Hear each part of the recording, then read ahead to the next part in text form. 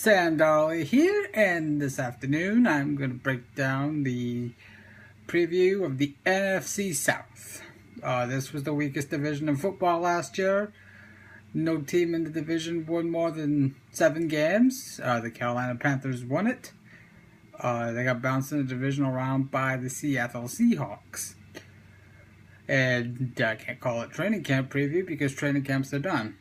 Tonight is the Hall of Fame game, which kicks off the preseason. So I'm going to dive straight into predictions. I don't think this is a very strong division. I look at the teams in this division. Every team, I just don't think there's a team that's built to win in the playoffs. I don't think there's a team that's built to even make it. Because they're all in the same division, somebody's got to win it.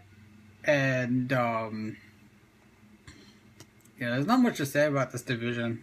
I mean, the Saints, to me, the Saints are not, if the Saints did not have Drew Brees, they'd be a 2-win, 3-win type team. They lost Jimmy Graham, that's a huge loss. They have the same defensive coordinator they had last year, and Rob Ryan. They do get pieces back healthy.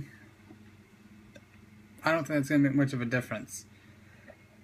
You don't have much. You don't have much of a running game in New Orleans to begin with. I mean, Mark Ingram doesn't even get enough touches, and they picked up C.J. Spiller. Brandon Cooks is not a number one option. Losing Jimmy Graham is essentially the backbreaker for the Saints. I'm sorry. Brees loves to throw to him, and he's a big matchup nightmare. He gives Brees somebody that can win a jump ball. Like I said, Cooks is more of a slot receiver. He's not a number one option. He's really fast. He can win in the open field. He can win his one-on-one matchup. But when it comes to jump balls, it's really that was really Jimmy Graham and Kenny Stills and Marcus Colston. There's just not a team in this division that stands out to me as an imposing threat. I'm sorry. The Falcons being busted for pumping crowd noise. Now they don't really have much of a home field advantage. They don't have much of a defense. It's been a weakness since even when they went to the NFC Championship game. They haven't had a strong defense. They had a decent defense that year, but they haven't had a good defense, like a top 15 or even a top 10 defense. And then they don't even have a running game, so they don't have anything to protect Matt Ryan.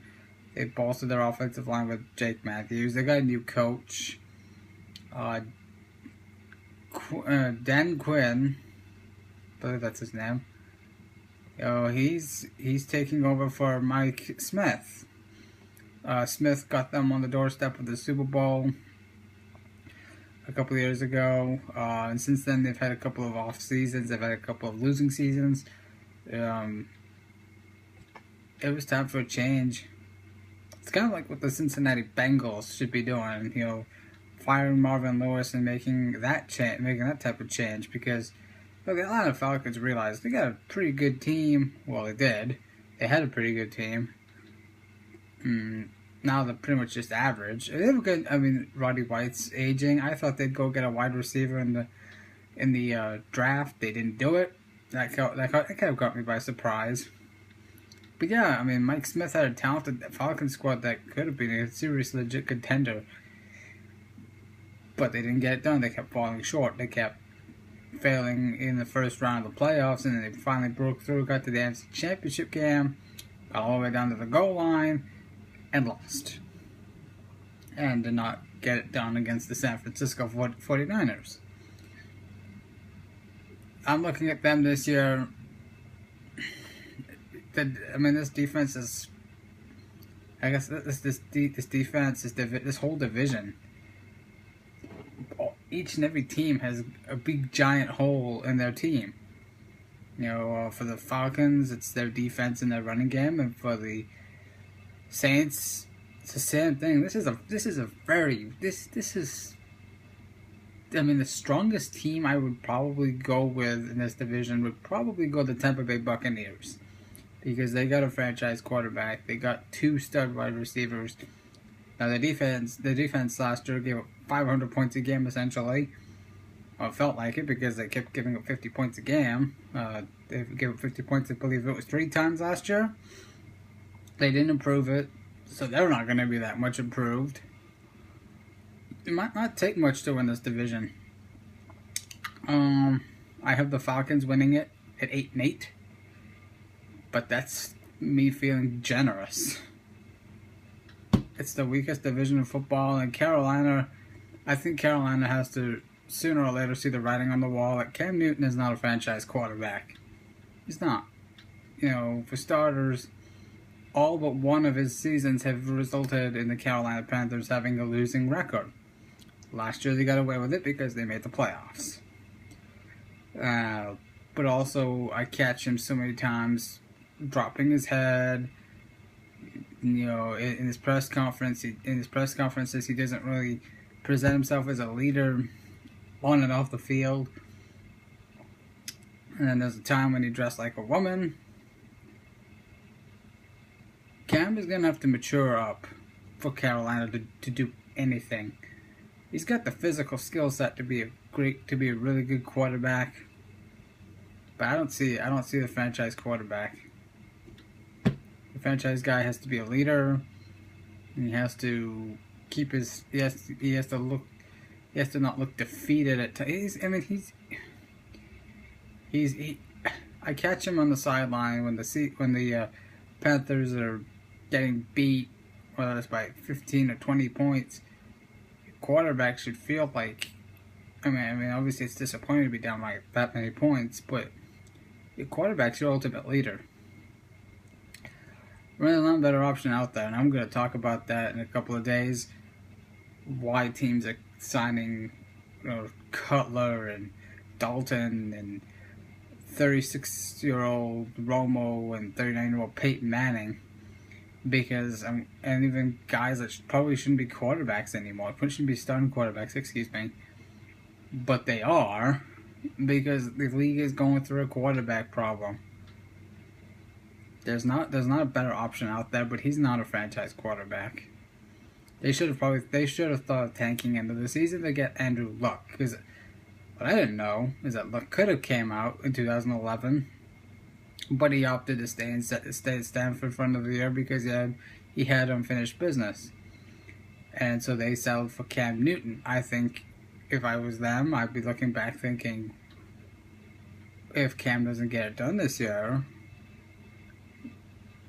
maybe they should have thought of tanking into the season. Maybe they should have took, somebody else, maybe a J.J. Watt, and then being bad again enough to get the number 1 pick and landing Andrew Luck. Now, tanking does not happen in the NFL. There's so much on the line. Jobs are on the line. Money's on the line for these owners. Too much is on the line to tank. But, looking at the league, at the state of the league right now, especially at the quarterback position, there's really not a whole lot out there. And I'll talk about that in a couple of days.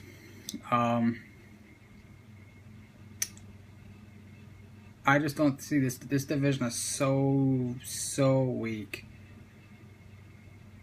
I can't favor any team. There's really nothing for me to say much about this division because there's not a strong team in it.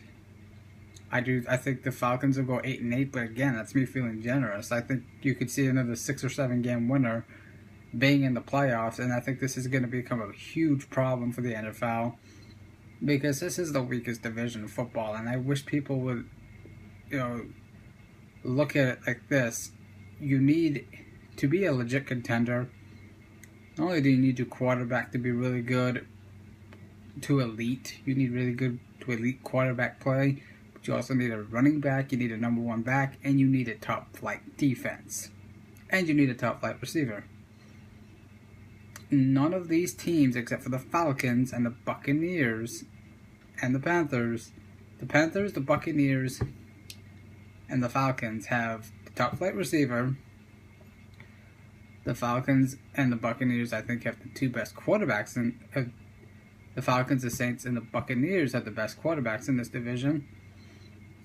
I seriously think the Saints should have thought about trading Drew Brees. I read earlier in the offseason that there's rumors about Buffalo getting involved in a trade. But see, the reason they didn't trade him is because of what I just said a couple of minutes ago, is there's not a better option out there. But they're heading for a rebuild. They're not a contender.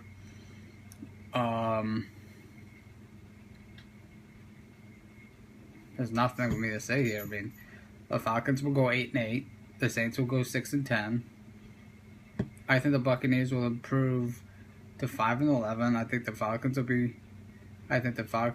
and Panthers will be scrapping each other out to try and be not at the bottom of this division. But if I had to pick the worst team in this division, not the Falcons. The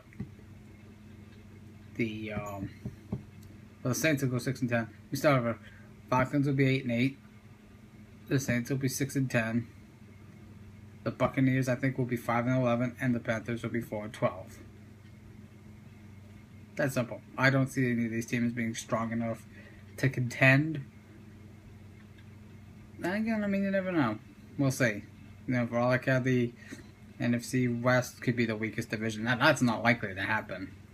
But on paper, these teams are so just horrifically weak.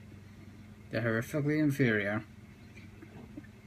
And I don't see anybody making any noise in the playoffs out of this division. But again, I'm feeling generous with the Falcons, and I to me, 8-8 for one of these teams would be a pretty darn good season. But yeah, I thought the Saints should have thought about shopping Brees, but they didn't because the whole quarterback thing, which I'll talk about maybe for another time. I don't have much to say about this division. But the Falcons will win it. I do think the league needs to do something about the playoffs, about how it's set up. I don't think first of all, the winner of this division is going to be worse than the 5th seed, which I think will be the Rams. And I'll even have my postseason predictions, all that in a different, either tomorrow or in a couple of days. But yeah, the Hall of Fame game is tonight, so football is back. Yay! Wish every team the best of luck. This has been Sam Dolly talking about the NFC South. Thanks for watching.